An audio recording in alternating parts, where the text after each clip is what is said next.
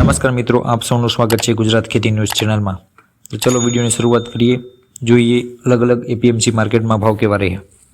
વાત કરીએ જીરાની તો ઊંઝામાં 3050થી 4628, રાજકોટ 3811થી 4440, બોટાદ 2629થી 4951, ગોંડલ 3000થી 4651 ભાવ રહ્યો।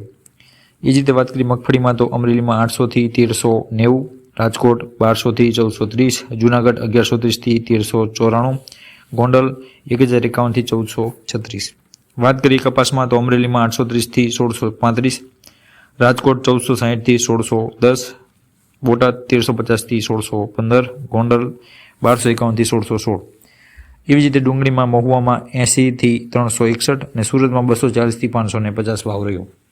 તો મિત્રો આ હતા આજના દરેક એપીએમસી માર્કેટના ભાવ। રોજ જે આવા ભાવ મેળવવા માટે ચેનલને સબસ્ક્રાઇબ કરવાનું ભૂલશો નહીં। વિડીયો ગમે તો લાઇક અને શેર જરૂરથી કરજો। Thank you for watching. જય જવાન જય કિસાન।